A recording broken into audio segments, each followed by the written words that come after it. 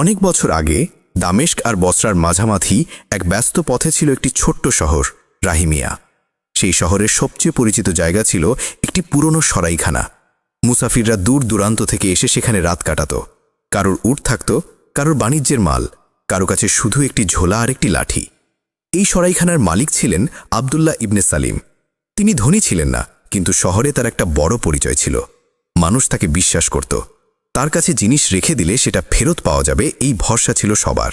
কেউ টাকা রাখত, কেউ গয়না, কেউ বাণিজ্যের নথি, কেউ চিঠি, আবার কেউ কারো কাছে না রেখে তার কাছেই নিজের সবকিছু জমা দিত। আবদুল্লাহ সব লিখে রাখতেন, হিসাব করতেন, তালা দিতেন, আর একটা কথাই বলতেন, আমানত শুধু মালপত্র নয়, এটা মানুষের ভরসা। আর মানুষের ভরসা ভাঙা মানে আল্লাহর সামনে মাথা নিচু হয়ে যাওয়া। আবদুল্লাহর স্ত্রী বহু বছর আগেই ইন্তেকাল করেছিলেন। তার একমাত্র ছেলে হাম্মাদ। ছেলেটি বুদ্ধিমান, দ্রুত কাজ করতে পারে, হিসাব বোঝে, লোক চিনতে পারে। কিন্তু তার চোখে একটা অদ্ভুত ঝিলিক ছিল, অর্থের ঝিলিক। আবদুল্লাহ যেখানে দায়িত্ব দেখতেন, হাম্মাদ সেখানে সুযোগ দেখত। সে বাবাকে ভালোবাসত, সম্মানও করত, কিন্তু বাবার মতো সৎ থাকার আনন্দ সে এখনো বুঝে ওঠেনি। এক শীতের সন্ধ্যায় ধুলোমাখা বাতাসে সরাইখানার দরজায় ধীর করা নাড়ার শব্দ হল। দরজা খুলতেই এক অচেনা মুসাফিরকে দেখা গেল। লম্বা শরীর, মুখে ক্লান্তি, গায়ে ধূসর চাদর, আর চোখে অদ্ভুত এক গভীরতা। তার হাতে ছিল একটি ছোট্ট কাঠের বাক্স। বাক্সটি খুব বড় নয়, কিন্তু যেভাবে সে বুকের সাথে চেপে ধরে রেখেছিল তাতে বোঝা যাচ্ছিল এর ভেতরে যা আছে তা তার কাছে দুনিয়ার যে কোনো কিছুর চেয়ে মূল্যবান। আবদুল্লাহ তাকে ভেতরে নিলেন, পানি দিলেন, খাওয়ার আয়োজন করলেন। লোকটি কিছুটা বিশ্রাম নিয়ে খুব নিচু গলায় বলল, আমার নাম জিয়াদ। আমি হয়তো বেশি দিন এই শহরে থাকব না, কিন্তু আমার একটি অনুরোধ আছে। আবদুল্লাহ বললেন, বলুন ভাই। জিয়াদ সামনে সেই কাঠের বাক্সটি রাখল, তারপর বলল, এই বাক্সটি আপনি আমার কাছে আমানত রাখতে চাই। এমন অনুরোধ আবদুল্লাহ নতুন শুনেন না, কিন্তু পরের কথাগুলো তাকে থামিয়ে দিল। জিয়াদ বলল, এই বাক্স আপনি খুলবেন না, আপনার ছেলে খুলবে না, আপনার মৃত্যুর পরও কেউ খুলবে না, যতক্ষণ না সঠিক ব্যক্তি এসে আমার নাম, আমার বাবার নাম আর এই বাক্সের ভেতরের প্রথম জিনিসটির নাম বলতে পারে। আবদুল্লাহ ভ্রুকুচকে বললেন, এত কড়া শর্ত কেন? জিয়াদের চোখ ভিজে উঠল। সে বলল, কারণ এই বাক্সে শুধু জিনিস নেই, এখানে কিছু মানুষের ভবিষ্যৎ আছে। হাম্মাদ একটু দূরে দাঁড়িয়ে সব শুনছিল। বাক্সটা যত ছোট ছিল তার কৌতূহল তত বড় হচ্ছিল। ভেতরে কি আছে এই প্রশ্ন তখন থেকেই তার বুকের মধ্যে ঢুকে গেল। জিয়াদ এরপর বলল, আপনি যদি এই আমানত রাখেন তবে কুরআন ছুঁয়ে আমাকে কথা দিন, লোভ, ভয়, চাপ, কৌতূহল কোনো কিছুর কারণেই আপনি বাক্স খুলবেন না। আবদুল্লাহ কোনো তর্ক করলেন না। কুরআন শরীফ আনালেন, হাতে নিয়ে বললেন, আল্লাহকে সাক্ষী রেখে বলছি, আমি এই আমানত রক্ষা করব। জিয়াদের মুখে তখন এমন এক শান্তির ছাপ ফুটে উঠল যেন সে বহুদিন পরে নিঃশ্বাস নিল। রাতে সে সরাইখানার এক কোণে রইল, কিন্তু ভোরের আগেই নিঃশব্দে চলে গেল। বিদায় বলল না, শুধু একটি ছোট্ট কাগজ রেখে গেল। তাতে লেখা, আমানত রক্ষা করলে আল্লাহ আপনাকে রক্ষা করবেন। দিন কেটে গেল, সপ্তাহ গেল, মাস গেল, বছর গেল। জিয়াদ ফিরে এলো না। বাক্সটি রইল সেই তালাবদ্ধ ঘরে কাঠের তাকের উপর। শহরে গুজব ছড়ালো। কেউ বলল ভেতরে সোনা আছে, কেউ বলল এটি হারিয়ে যাওয়া কাফেলার ধন, কেউ বলল মূল্যবান নথি। এই সব কথা হাম্মাদের বুকের আগুন বাড়িয়ে দিল। সে বাবাকে বলতো, আব্বা, এত বছর হয়ে গেছে, লোকটা আর ফিরবে না, বাক্স খুলে দেখতে ক্ষতি কি? আবদুল্লাহ উত্তর দিতেন, আমানতের হক সময় দিয়ে মাপা যায় না, মালিক না আসা পর্যন্ত এটা তার। হাম্মাদ বলতো, যদি মালিক মরে যায়? আবদুল্লাহ বলতেন, তবুও আমানত খাওয়া হালাল হয় না। বছর ঘুরে একসময় শহরে খলা নেমে এলো। ব্যবসা কমে গেল, কাফেলা কমে গেল, সরাইখানায় অতিথি কমে গেল। আবদুল্লাহর আয় কমে গেল। ঘরে খাবার কমতে লাগলো, ঋণ বাড়তে লাগলো।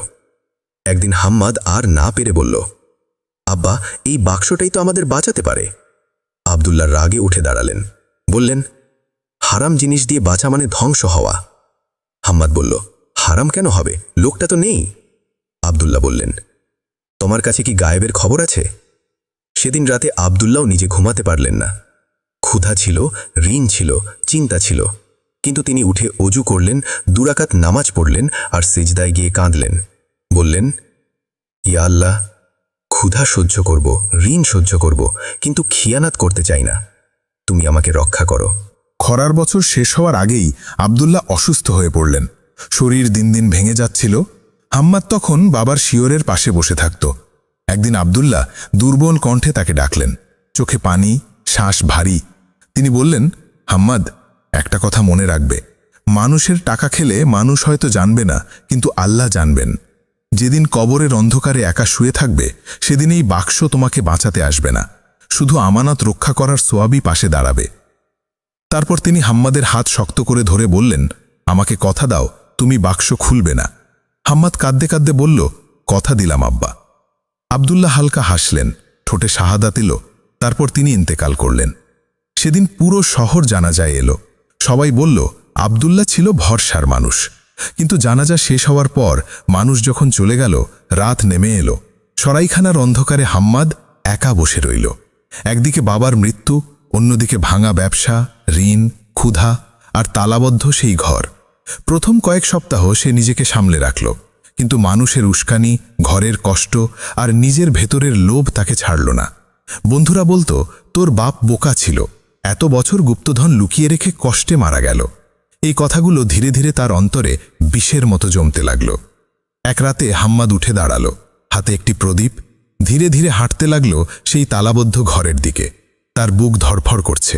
মনে পড়ছে বাবার কথা, মনে পড়ছে কুরআন ছুঁয়ে দেওয়া প্রতিশ্রুতি।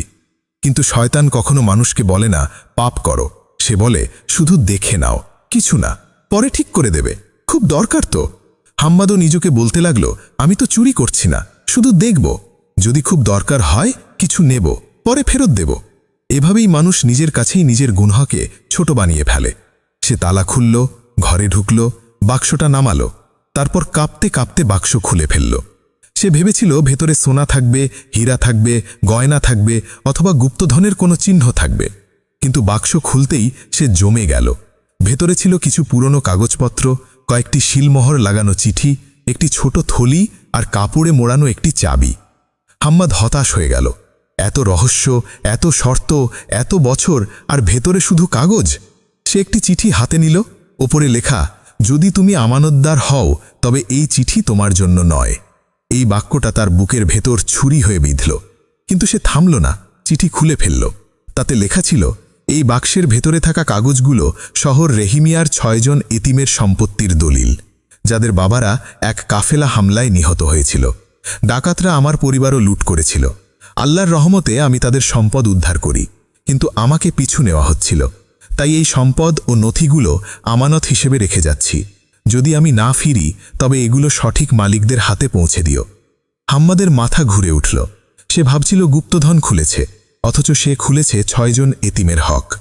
সে দ্বিতীয় চিঠি খুলল। তাতে লেখা ছিল, যে এই বাক্স খুলেছে জেনে রাখো, তুমি ইতিমধ্যেই পরীক্ষায় হেরে গেছ, কিন্তু তাওবার দরজা এখনো বন্ধ হয়নি। যদি তুমি লোভে এগিয়ে যাও তাহলে তুমি 6 জন এতিমের হক খাবে, আর যদি আল্লাহকে ভয় করে সঠিক কাজ করো তাহলে হয়তো আল্লাহ তোমাকে বাঁচাবেন। হাম্মাদের হাত কাঁপতে লাগল, যেন জিয়াদ এই রাতটাকেই আগেই লিখে রেখেছিল। সে ছোট থলিটা খুলল। ভেতরে ছিল কিছু স্বর্ণ মুদ্রা, খুব বেশি নয়, কিন্তু একেবারে তুচ্ছও নয়। সঙ্গে একটি চিরকুট, তাতে লেখা, এই অল্প স্বর্ণমুদ্রা মুসাফিরের খরচের জন্য নয়, এতিমদের সম্পত্তির কাগজ উদ্ধার ও দলিল নবায়নের খরচের জন্য। তারপর সে বাক্সের নিচে আরেকটি পুরনো কাগজ পেল। এটি ছিল একজন কাজীর শিলমোহর করা ঘোষণা।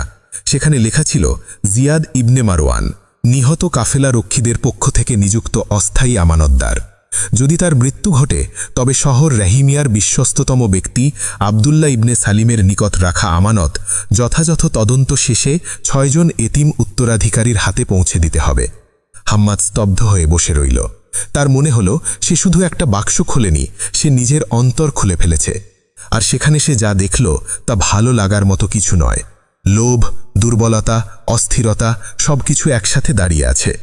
সেই রাত তার জীবনের সবচেয়ে দীর্ঘ রাত হয়ে গেল। একদিকে ঋণ, ক্ষুধা, দারিদ্র্য, অন্যদিকে এতিমদের হক।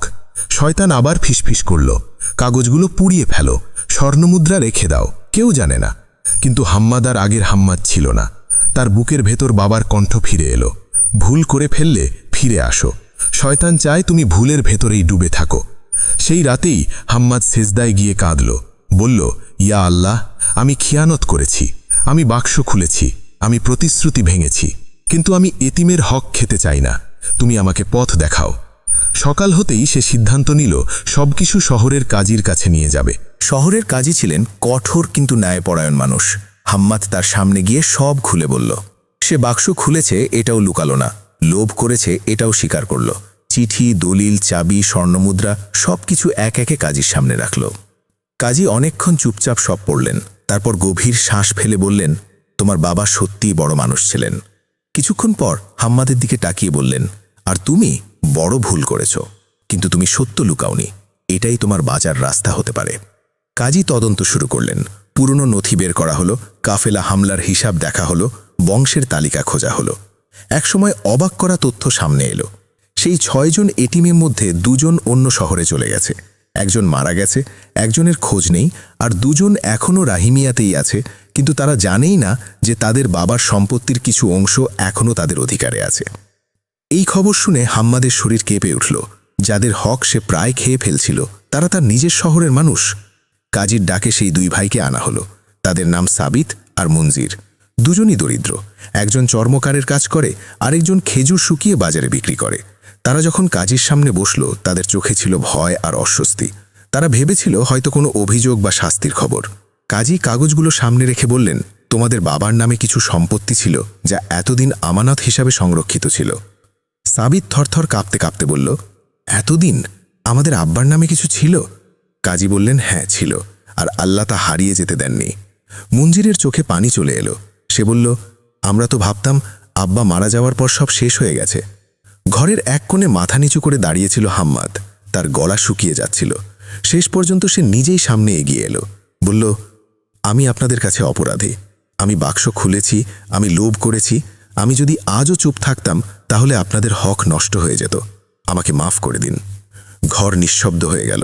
হাম্মাদের চোখে পানি, তার কাঁধ কাঁপছে, যেন বহুদিনের চাপ একসাথে ফেলে দিচ্ছে। কিছুক্ষণ পরে সাবিত ধীরে ধীরে তার দিকে এগিয়ে এলো, বলল, তুমি যদি চুপ থাকতে আমরা কখনো জানতাম না। তুমি ফিরে এসেছ।